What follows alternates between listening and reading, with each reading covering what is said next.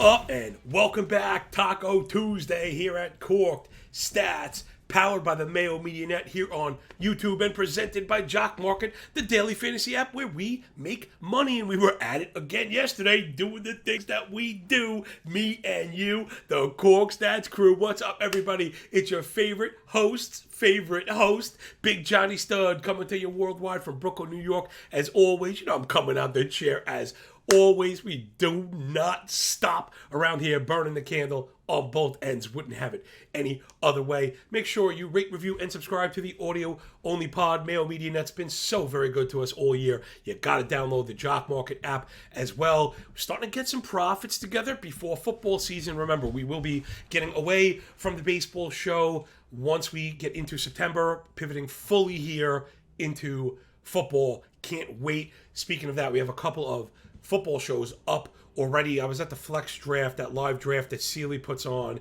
and I tore everyone's team to shreds.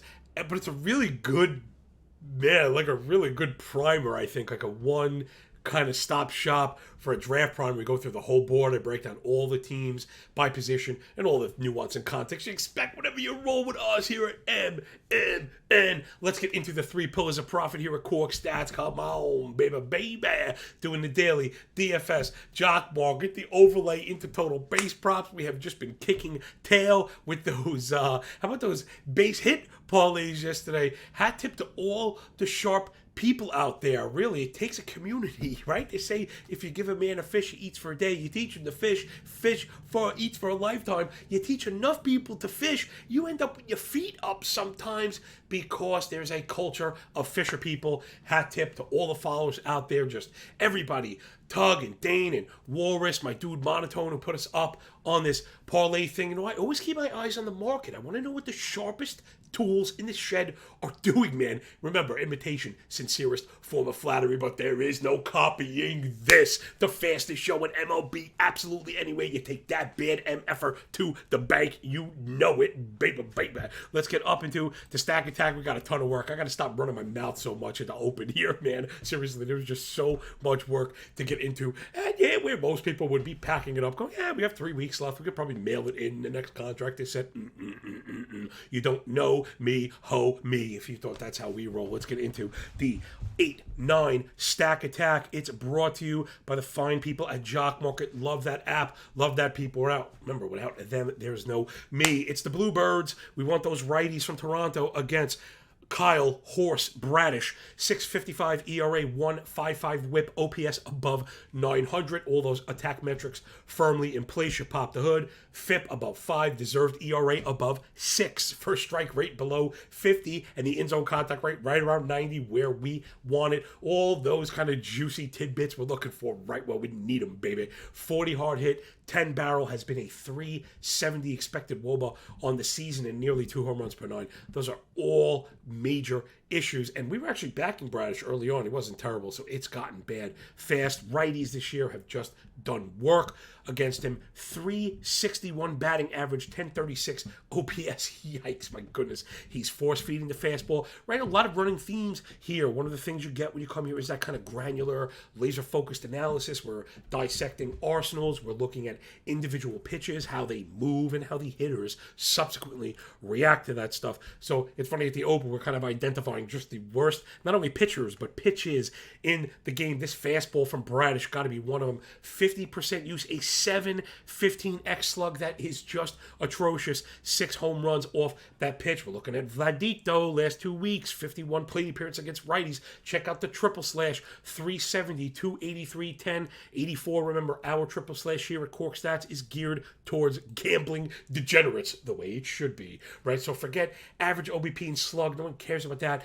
We're using BA, ISO, and OPS, right?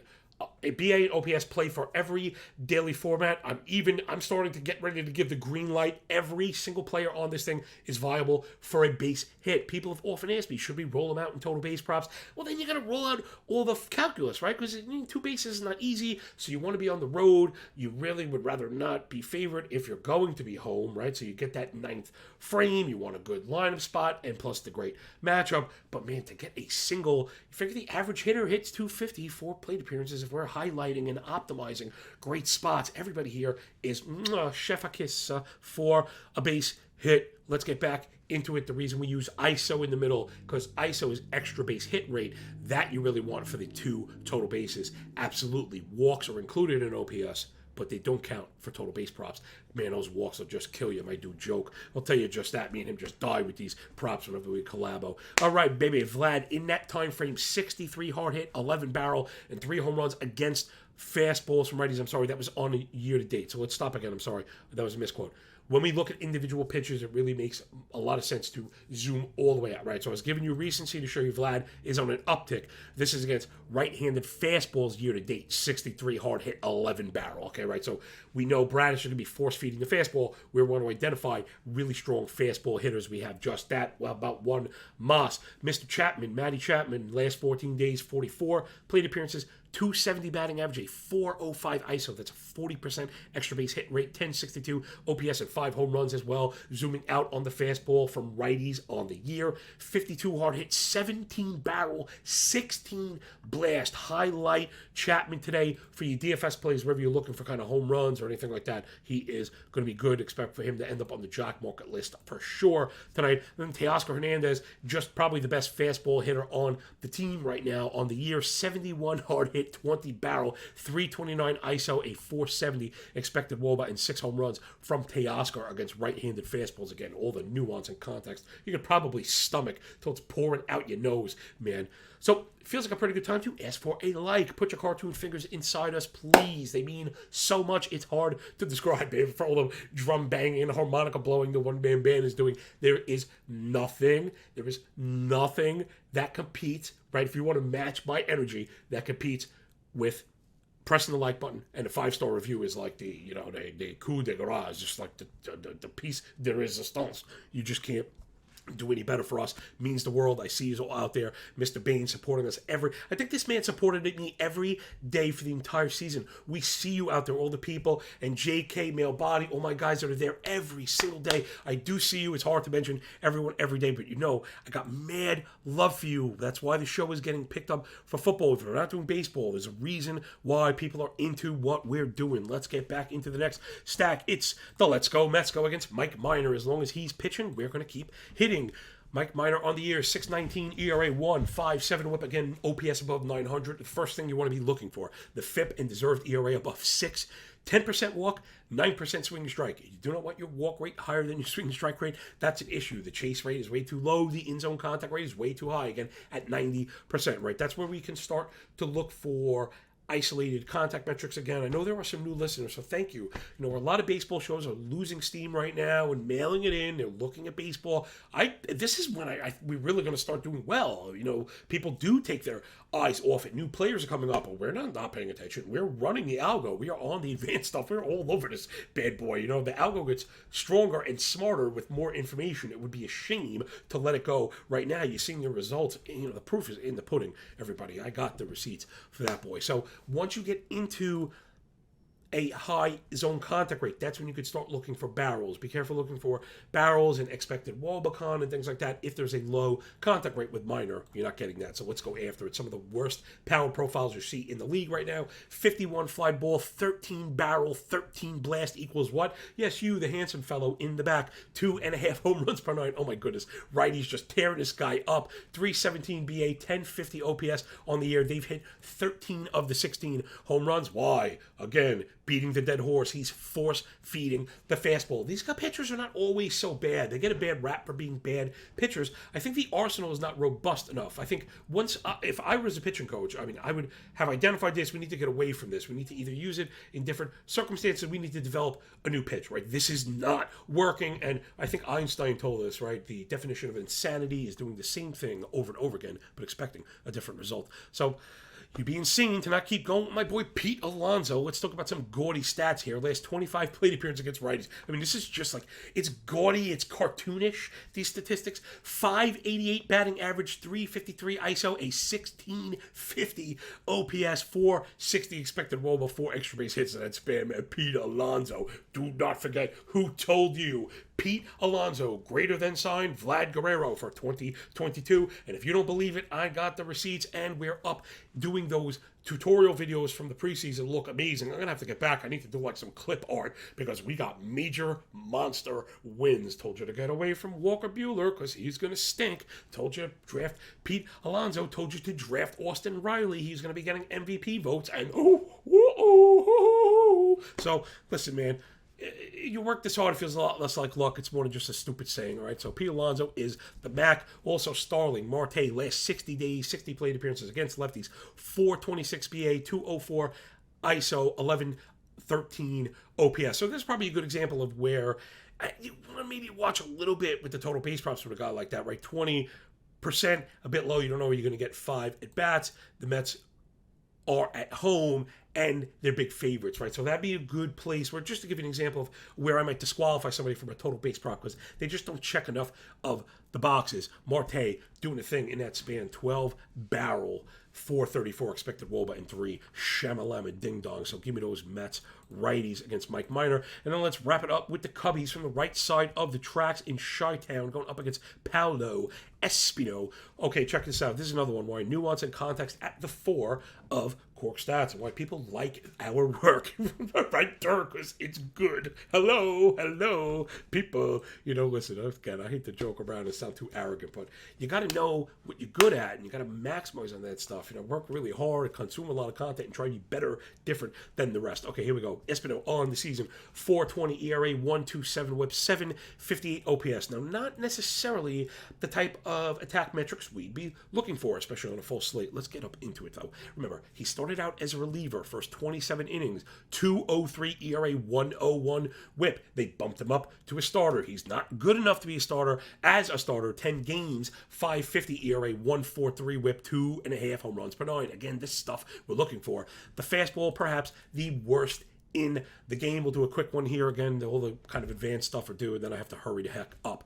The fastball, first of all, comes in at 89 miles an hour, which is trashola. It has 16 inches of vertical drop. That's way too much. That's very bad. Anything over 13 is getting below average. Anything worse than 15 is an issue. 16, very bad. And he only has 5 inches of horizontal ride, right? The more horizontal tail on the fastball, the better. The more deceptive it is, harder to reach, figure out where it's going to end up. His at only 5 is terrible. You want to be at 9 or better, double digits where it's at. Espino, one of the worst fastballs in the year. Righties killing him. 287 BA, 864 OPS on the season. However, we got to get out that optometrist thing, right? Click, click, click, click. Better or worse? Better or worse?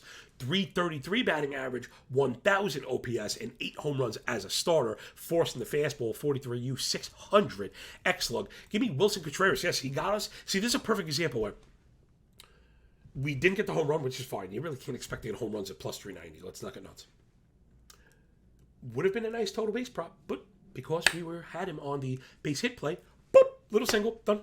Walk away. Love it, especially if we're getting plus money pairing fantastic hitters that the models identify. I mean, I am like God of a stat boing over that one. So Wilson Contreras, especially, I love when we just kind of missed, right? That would have been, we missed total bases, we lost, blah, blah, blah. He's going to be good today. Well, he's going to be good today. So give me Wilson Contreras. Again, last 2 weeks, 40 plate appearances against righties, 16% barrel, 11 blast, 303, 273, 954 OPS with 2 home runs. Then Christopher Morel, last 60 days, 270, 267, 233, 861. Now I know that's not really popping off the page what we'd normally be looking for to hit our parameters of the model. However, the underpinnings certainly there. Morel, 18 barrel, 15 blast, 6 home runs. Keep an eye on that man. He just went yard yesterday. And then PJ Higgins, again, I love these because the model rings like not really knowing the nuance of jock market and DFS and stuff, right? I can't necessarily teach it all that. But Higgins has been off the last 2 days. He should be playing today as a catcher, which is awesome if it's DFS. So he's like the auto smash for DFS. 1,000% jock market play because he's going to be like $4 or less. Higgins on the year against righties, 345, 309, 1074. These are gaudy numbers, man. You're going to get this guy cheap. He's my bat like 5th or 6th too. So I actually didn't check the base prop. He's not really the kind of guy I chase there. I'm looking for better hitters, but dude, totally viable for a base hit today. 1,000% PJ Higgins if he's starting. All right, that's the first pillar of profit. We got to hurry the heck up. This show is just going like insanely too long. Sorry, dropped the wrong graphic, but let's back it up a touch. And if you're digging what we're doing, please press the like button, rate, review, and subscribe. and maybe most importantly, download the Jock Market app. I'm going to try and twist those horns, and see if we get another promo going for the very loyal Cork Stats listeners that are going to follow us over to the the football show, I should say, on the Mayo Media Net. Just stay tuned. Follow me on Twitter at MLB Moving AVG for all those delicious tools that we're putting out for free. Again, implied team totals, starting pitcher ranks. It's actually just kind of ridiculous, including that starting pitcher sheet so many of you enjoy. I enjoy doing it, so they call that a symbiotic relationship out in nature. All right, let's get into this. The second pillar, it's the starting pitcher X-Stat leaderboard. Now, I don't want to belabor this. I think that's been a problem. I try to listen back to the show, and I don't want to just read these numbers. So I think I want to just advise everybody that's an audio-only listener, check it out on Twitter. Grab the image. We put the hard image up. You could just grab it, or you could jump over to YouTube, right swipe, screen grab it, and while you're there, you might as well press the like button. But regardless, I want you to have the info. It's more important, I think, to see it. I'm kind of reading it, and I thought, I'm like, it sounds like a list. I mean, I read you the names, and we're trying to do maybe a little bit too much of it, right? So the idea here is reminding the leaderboard, looking for advanced statistics that pop. None of these are enough to jump at, but it should be like a flashlight. So this is interesting names inside the top 55 in whiff percentage.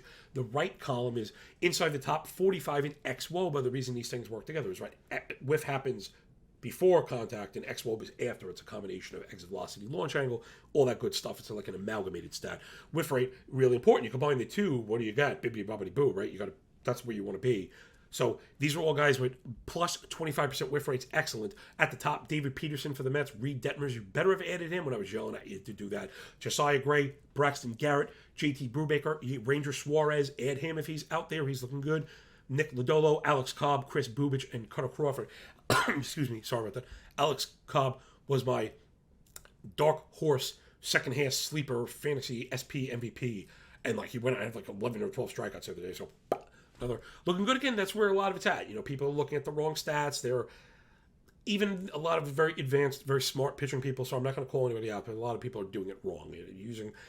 We're at the point now where I feel extremely confident saying pitching projections are stupid. I'm sorry. They're just not going to get you there. If you're trying to cast a wide net, fine. I understand. And if you want to just automatically regress fly balls, then fine. I'm going to be doing more nuanced work than that. Look for it in the off season. I spoke to a pretty prominent baseball site that is looking to host some pretty awesome stuff. And of course, I never stop. So at the end, remember Cutter Crawford. Also, we've added him. I think he already got the Yankees this week. I didn't start him, but I'm adding. I don't know. People are doing it differently. Other people are chasing 2 starts. We're chasing advanced stats. We're chasing whiffs. We're chasing things that I think have mattered. It's really worked thus far. My pitching teams are awesome. All right.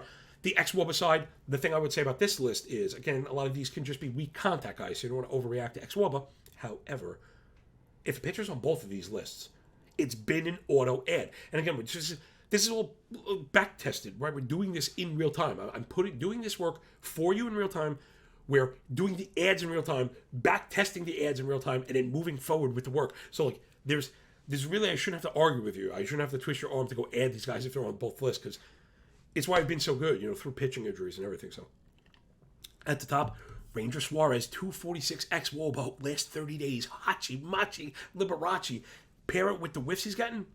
Ranger Suarez, SP2, all the way out. On the way out, even SP3, remember, if you're in a 9-pitcher league, SP4, 5 is extremely useful. To Reed Detmers, I told you, looks like an ace. Make sure you're keeping him in those leagues. To George Kirby, who you probably have to watch with innings limit. Alex Cobb, there he is, looking excellent. Braxton Garrett, there he is, looking excellent. He's on every one of my teams. To Cole Irvin, Jose Quintana, Jake Odorizzi, Austin Voth, and Jeffrey Springs. A lot of those guys we have been cycling through. Springs, been looking really good. I've used him. It's ticked down as of late. He's now on my bench. Odorizzi, I can't get behind. Austin Voth, I used to love. Funny enough, he actually looks okay. I don't know, I guess I would be shocked if it got surprised, but I used to like some underpinning stuff there. So there's just some interesting names for fantasy, guys to keep an eye on. Again, I'm not going to just rattle off the top of the leaderboard. Nobody cares about that, right? Everybody knows Corbin Burns is good, but you can't add him. So I want to try and look at the guys that you could either trade for as fantasy trade deadlines approach, or straight up might be on waiver wires. Like Ranger Suarez might be on 10 or 12 team waiver wires. And right now, you can't be discriminant with format. If there's a viable pitcher, you just go get him. That's some good advice. All right, let's get into the bets. Here we go. On the bottom, let's skip the bottom because we already did the analysis. Again, I love that how this show, and again, this is part of the feedback that I'm getting about how there really aren't any other shows kind of covering the entire landscape the way we do. I don't even know what you'd call this. Is it a betting show? Is it fantasy? Is it baseball theory? I don't know what it is. That's the thing. It's everything, right? We just kind of like pull the baseball grenade and whatever happens, happens. And it's worked really, really well, walking through it, starting with the daily, you're getting the hitter model hits, identifying the pitchers to stay away from, double side might lead you to an over, you're seeing disparities and stuff like that. And again, lead us to these hit parlays where, again, if you're looking, I have noticed FD is providing one hits for everybody. DK is a little more strict. DK seems very cheap, but the pricing can be okay, but you got to be careful. So these do say over one hit. You might also be able to check it for over 1/2 total base. Okay, so those would be the same. This does not work for 1.5 total base. All right, let's be very clear about that. What I have been shocked is the quality of hitter that we're getting to need a single. Teoscar Hernandez and Pete Alonso, we talked about them both. I mean, I don't have to convince you anymore. Pete Alonso with that gaudy 588, 353s, killing lefties. I mean, what we need is a single. Okay, and Teoscar Hernandez rocking the 470 expected WOBA against right-handed fastballs year to date. I think we get this one easily. I absolutely love it. I mean, I would, if you want to expand even further, you probably could, to put a touch on this and take a smaller bit and put it on the double base prop and a double home run prop. You could kind of like, maybe that would is smarter than Rubber's kind of, I mentioned this yesterday, but it's probably good advice. Being careful of like double betting by expanding risk. It's okay. You can bet whatever you want. Okay, let's be first of all. You can do whatever you want, providing it's within a strict kind of risk plan. Okay, but what I mean is, instead of, I normally bet X $100 in a game, I like two pieces of this game. Rather than bet 200, you bet 100, split it into ways that could get you progressively paid off, where the most likely scenario pays for the entire venture. In this case, look, we have a plus 105 hit parlay, Teoscar Hernandez, Pete Alonso, so that's the play. Teoscar and Pete for one hit each at plus money. So let's say you had $100, you probably bet like 60, 55, or I'd probably say 60. That way, if you hit it, you may have a 10% profit. So I don't say no matter, you don't care about the rest of it, but a 10% profit is a good venture, and you could kind of move forward, leave the door open for total base props and home runs and all of these things, as Arnold would say. So let's get into the top side. If you see, I can walk you through it quick because we actually didn't cover this one. I have a money line parlay, and this one was me trying to just be a little more conservative. Again, it's been a bit of a roller coaster ride. It depends who you ask and what they're playing. We got people that are crushing it. We've had people that have had a tough go. I get it because we're doing so many different things, so many bowls kind of spinning. I absolutely get it. But what I mean is, F5 pricing is gross. F5, the books are basically waiting for me to pick. They don't even put F5 money lines out anymore. Whatever. I have to go look for them all over the place. It's insane. So they're messing with the pricing or pulling the game. So I have to do this, my job, right? So I'm doing the best I can, looking for the best value that's possible. And I think it's in the run line now, just because the price disparity is so great, and I'm getting the model rings again.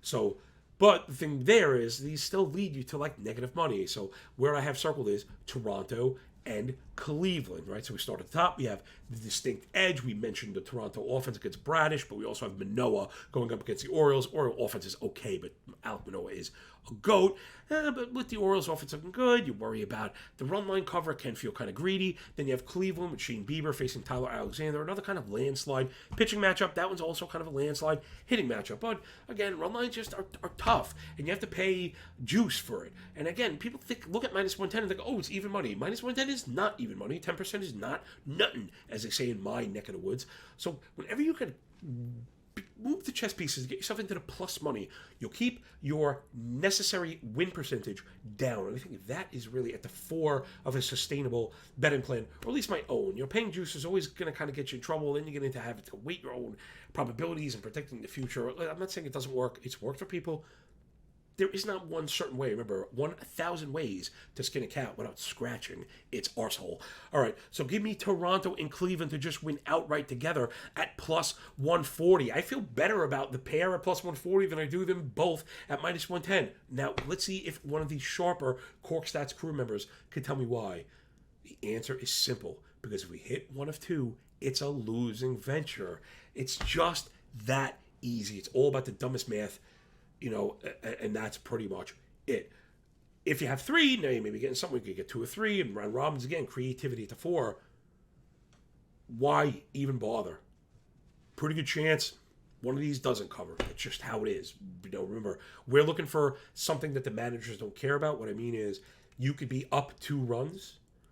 Your team can have a man on third with 1 out, and you allow it in because you want the out. And it's rational, reasonable, and smart baseball to do that. So again, you see why I like to bet on things that the managers care about. So they'll be playing for our money in theory, right? They all play to win. So you can back money lines 1,000%. That's why I make them so expensive. That run it's arbitrary, really. It doesn't matter to these teams. They're easily going to trade. They're going to trade 1,000 times out of 1,000. So again, just something to keep in mind. So Toronto and Cleveland to cover it up, pair them up for plus 140. I mentioned the pitching edges. We have them both pretty clear. I mean, obviously Manoah over Bradish, obviously Bieber over Alexander, but we have it on offense too, right? Toronto is firmly better than Baltimore, even if you were to call that a split based on recency, because I guess Baltimore's hitting right now. Toronto offense is very good, and so is Alec Manoah. And then the other side, the Detroit offense is just gross, one of the worst in the league. Check it out, last 250 plate appearances. They have a 50-team WRC plus, 200-team batting average, 535 team OPS, 4% walk. I mean, it's just the worst thing you've ever seen. 41% chase rate as a team, 80% in-zone contact rate. Machi, holy cow! I should have probably been looking at the strikeout prop for Bieber. I'm trying to BS my way through it. I can bring it up because, man, over 6.5. See, I like over 6.5, but again, they juice props to the gills. I'm not interested in paying 160 for anything. So let's just take our bets. Give me Teoscar and Pete Alonso, both with 1 single for plus 104. I saw plus 105 either way. And a moneyline parlay, Toronto and Cleveland outright wins. Exactly what I love to get at. And again, they both might run away, and we'll have somebody screaming into the void on Twitter about how we wasted, whatever, something or other. I don't even know what people complain about. They complain about everything. You can solve world hunger, and they'd say, the dessert wasn't gluten-free, whatever. And now our newest edition is the Home Run Tracker, brought to you by the Mayo Media Network and presented by Jock Market. Love that. Please download the app. We got the Bing Bong Parlay. I forgot to add the camera to this one so you don't have to look at my ugly face for a second, which means I can kind of like scratch my big old nose. Now, these are, interesting. I just couldn't ignore the home run model. I actually have Guerrero. Now, it's interesting. You'll notice we had Teoscar at the outset. Because it becomes a coin flip. It's about pricing. Guerrero's batting first.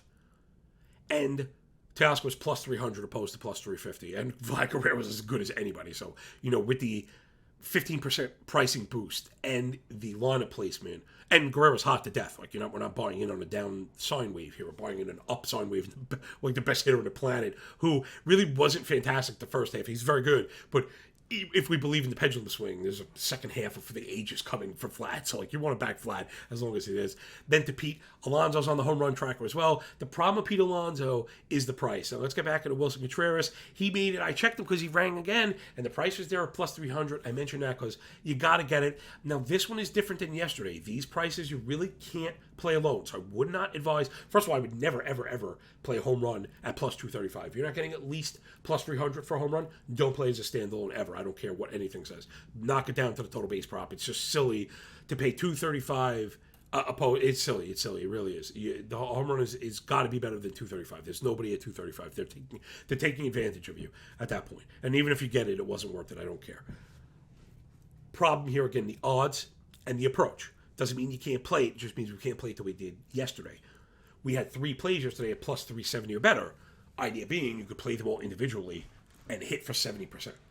Right? If you split that R I mentioned into 3 equal pieces. The problem here is if you do that, you don't have a win. Because what if you 0.33 R 3 times, Pete Alonso hits, it's a losing venture, right? So always sustainability needs to be at the center of these. Whenever you draw up kind of a more complex plan, make sure that, number one, you have an out to get paid, and then that success is not going to lead to a losing venture. Those are probably the biggest rakes I think people step on with parlays, and why parlays get a bad rap. Listen, long parlays, 9, 10 parlays, those are stupid no matter what anyone says. But you can play pairs and combinations of games and hits and props. You absolutely can, providing you do it the right way. So what I would do with this is either go for the point, the plus 5,900. Someone out there is good. I have my fingers crossed. Hopefully we do. You shouldn't be putting more than quite literally 0.05 U on it. So if you're if you're general betting $100 on a game, you're talking about 5. You should not be going for the moon on these. This is not how this game is played. If you wanted to be a little more aggressive while still being somewhat conservative, it's probably a nickel on 3 times, right? So 3 nickels or 3/3, 0.33U on a round robin. He'll be the last feather in the cap. Then I'm going to ask for the like button because this is the kind of stuff you get pretty much only here. What I mean with round robin is you go, think of the 3 bets. So Vlad is A, Pete is B, Wilson is C. If you pair Vlad with Pete, Vlad with Wilson, and Pete with Wilson, right? The 3 unique combinations, and you do get 2 of 3, you will profit. And that is another way to attack something with long odds that has you kind of pigeonholed without the plus 300s or better. And that will do it. Where else you getting that? Bam, bam. Thank you, ma'am. Yeah, all the goodness and all the stuff and things that you could hopefully ask for here at Cork Stats and a Mayo Media Net. Please rate, review, and subscribe. Leave a 5-star pod before we hang up the Cork Stats show. I'm sure someone will be looking at those analytics if we're going to get picked up again next year. I would call this show a wild, wild success, man. It's August 9th, and we're out of here in just a couple weeks. We're going to make every single bit of it count before we make the pivot into football with the new show, with the new brand, but the same ugly mug. So thank you for spending your precious time with us and picking up what we're putting down here at MMN. Please, please, please download the Jock Market app. I'll see you up in the jam streets today. PJ Higgins, baby. Yes, yes, y'all. And you don't stop. Enjoy the games. Enjoy your day. When we're done with the book, enjoy that pay. Remember, when you work this hard, it feels a lot less like luck, don't it? Damn right.